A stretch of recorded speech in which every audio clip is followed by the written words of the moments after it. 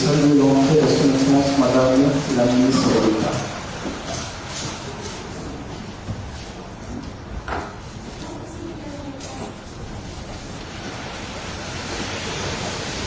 Comme une première prise de contact après si longtemps, c'est peut-être une bonne façon de se rencontrer à nouveau. Et évidemment, on va voir comment on pourra accommoder les demandes pour les réunions individuelles. Alors, avant d'entrer dans le vif du sujet, je tenais tout d'abord à exprimer en mon nom et en nom de notre peuple notre profonde reconnaissance pour les nombreuses marques de solidarité et de compassion que nous avons reçues pendant ces dernières semaines. C'était des semaines très difficiles, mais malgré le fait que j'étais en dehors du pays, je peux vous dire que nous avons reçu vos nombreux messages, vos nombreux appels, et nous les avons fortement appréciés. Nous apprécions aussi fortement le fait que beaucoup de ces appels et beaucoup de ces gestes de solidarité se sont aussi matérialisés à travers des contributions très importantes en termes de l'appui humanitaire et qui se traduisent justement en une aide concrète et par des offres de bons offices. Donc je tenais à revenir là-dessus et vous remercier encore une fois pour ces précieuses contributions et justement cette démonstration continue de solidarité. Et même s'il y a quand même un certain temps qui est passé, je tenais aussi, en mon nom propre, à saisir cette occasion pour réitérer clairement notre condamnation des attaques contre plusieurs missions diplomatiques survenues pendant les dernières semaines du mois de janvier. Je sais qu'il y a eu plusieurs prises de position au niveau du gouvernement, mais en ma qualité de ministre des Affaires étrangères, je tenais vraiment à réitérer ce message encore une fois et réitérer aussi le fait que ces actes sont inacceptables et vont complètement à l'encontre des principes fondamentaux et du droit international, mais surtout notre perception nous-mêmes, à nous-mêmes, de la diplomatie et comment nous souhaitons engager des relations constructives avec nos différents partenaires. Nous avons quand même réitéré le fait que le processus de Nairobi restait une option et la seule issue pour le M23. Et encore une fois, je réitère aussi le fait que le président honoraire Kenyatta, facilitateur du processus de Nairobi, a la pleine confiance du président Tshisekedi, qui lui a donné justement carte blanche de faire usage de son rôle en tant que facilitateur pour engager les différents groupes armés en fonction aussi de son évaluation. À cet effet, il y a des échanges continus entre les chefs d'État, surtout entre le président Tshisekedi et Lorenzo. Je ne vais pas entrer dans les détails, évidemment. Mais nous saluons l'engagement continu de l'Angola pour justement ne pas mettre en péril les acquis du processus de Luanda et pour œuvrer pour leur consolidation. Et donc, nous saluons aussi l'engagement politique continu du président Lorenzo. Je pense que c'est une question vraiment de quelques jours où nous allons voir tout cela prendre une forme beaucoup plus claire et nous allons aussi sortir un peu des spéculations. Je vous demande juste d'être patient. Et je ne vais pas répondre en toute précision et en tout détail minutieux, même si je comprends tout à fait votre curiosité. Ce sont des efforts en cours parce qu'encore une fois, pour la République démocratique du Congo, c'est une priorité que ce processus reprenne. Donc il y a beaucoup d'échanges continus au niveau des chefs d'État dans la sous-région. Qui encore une fois ne sont pas nécessairement divulgués et qui ne font pas nécessairement l'objet de communication officielle, mais nous sentons pas seulement au niveau de la République démocratique du Congo, mais au niveau aussi de la région, de la sous-région, aussi le besoin de reprendre le plus vite possible le processus de Luanda et celui de Nairobi, pour ne pas perdre le momentum et pour pouvoir passer à l'action rapidement. Nous voulons surtout éviter de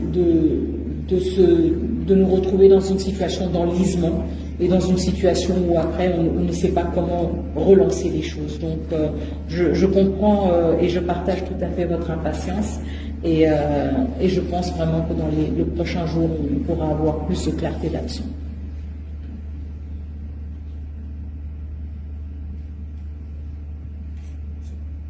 Et je sais qu'il y a une activité de la présidence qui est prévue dans quelques minutes, donc je ne vais pas vous retenir plus longtemps. Je voudrais juste réitérer encore une fois aussi mes remerciements sincères pour votre présence. Je sais que nous avons eu à changer de programme quelques fois. Merci pour votre flexibilité. Et j'espère qu'on pourra se retrouver dans ce format ou dans un format différent dans les prochaines semaines. Je voulais aussi dire un dernier mot par rapport aux sanctions. Désolé, il m'a échappé pendant que je faisais le point. Je voudrais exprimer aussi notre reconnaissance justement pour la prise de position très forte que nous avons vue de certains pays par rapport aux sanctions pour lesquelles nous avons plaidé, nous continuons de plaider. Vous vous souviendrez qu'au niveau du Conseil de sécurité, nous avons insisté sur 5 actions prioritaires, à commencer par d'abord des sanctions individuelles pour responsabiliser les membres de la chaîne de commandement qui commence à Kigali et qui finit au nord Kivu, maintenant au sud Kivu. Il y a une responsabilité qui doit être attribuée à des individus. Et donc nous saluons aussi le courage de certains États membres des Nations Unies de prendre aussi des actions fermes contre des individus. Le deuxième point était lié aux ressources naturelles et l'exploitation illicite des ressources naturelles. Nous avons, à travers le rapport du groupe d'experts, au-delà de nos propres rapports, établi un lien direct entre l'exploitation de ressources naturelles en République démocratique du Congo et ensuite leur exportation au Rwanda, raison pour laquelle nous appelons à un embargo. Vous vous souviendrez qu'au niveau du Conseil de sécurité, nous avons insisté sur 5 actions prioritaires, à commencer par d'abord des sanctions individuelles pour responsabiliser les membres de la chaîne de commandement qui commence à Kigali et qui finit au nord Kivu, maintenant au sud Kivu. Il y a une responsabilité qui doit être attribuée à des individus. Et donc nous saluons aussi le courage de certains États membres des Nations Unies de prendre aussi des actions fermes contre des individus. Le deuxième point était lié aux ressources naturelles et l'exploitation illicite des ressources naturelles.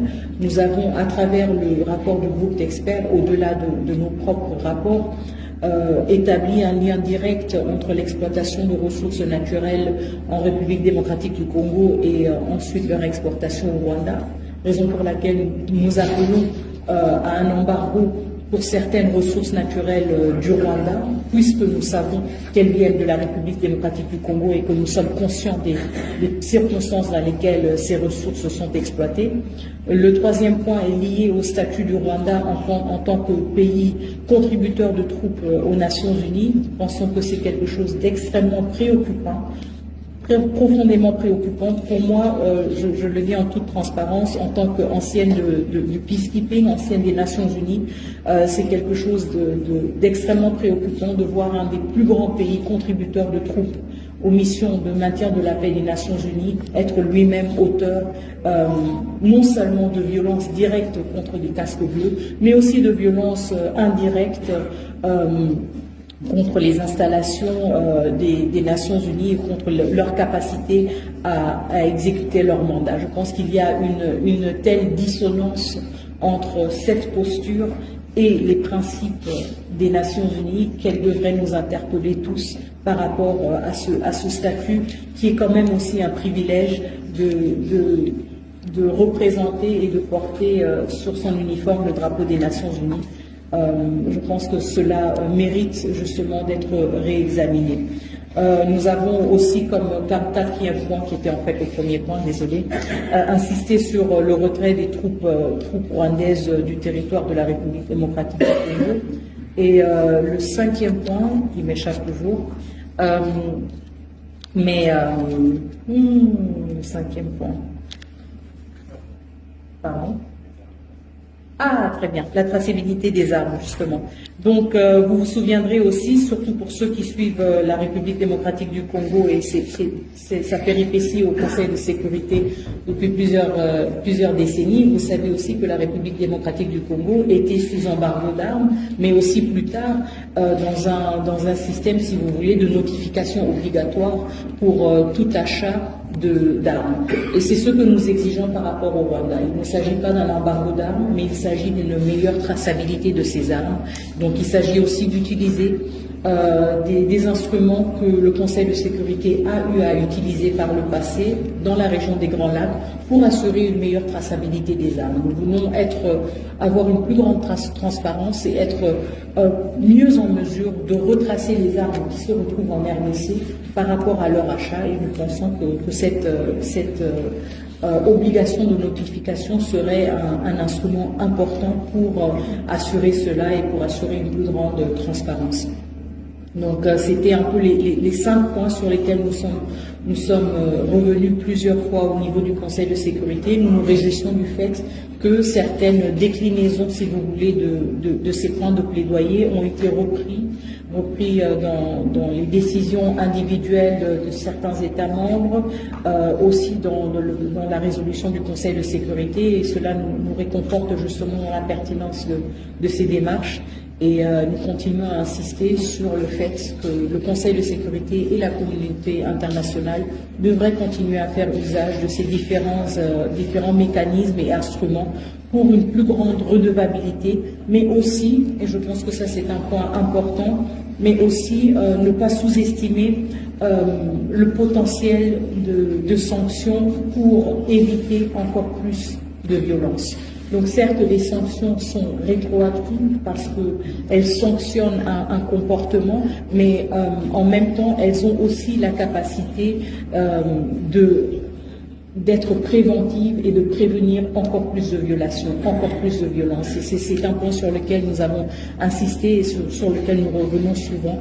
Et nous pensons justement que la situation sur le terrain montre aussi que ces sanctions ont déjà des premières répercussions sur les uns et les autres, et nous pensons qu'il est important de maintenir cette pression aussi dans une dynamique d'une reprise du processus de Luanda, pour que les uns et les autres comprennent qu'il ne s'agit pas de revenir et de faire tabula rasa comme si de rien n'était. Il y a quand même des milliers de citoyens congolais et congolaises qui ont été tués, qui ont été abandonnés sur les rues. Nous avons vu des scènes horrifiques, nos téléphones, et je suis sûre que c'est le cas pour certains d'entre vous, nos téléphones sont pleins de vidéos, d'images atroces. Je pense que nous sommes tous aussi dans le souci de gérer tout cela d'une manière ou d'une autre, aussi psychologique, mais nous ne pouvons pas dissocier justement toute perspective d'une relance d'un processus diplomatique de cette réalité-là aussi, de cette atrocité que la ville de Goma et la ville de Bukavu ont vécu. Et donc l'aspect de la redevabilité est extrêmement importante, et nous insistons là-dessus. Merci beaucoup, je vous souhaite une excellente journée et à très bientôt, dans d'autres formats certainement. Merci. Merci beaucoup. L'assistance qui est de bien vouloir sur le fait de saluer une sortie de son excellence par la ministre.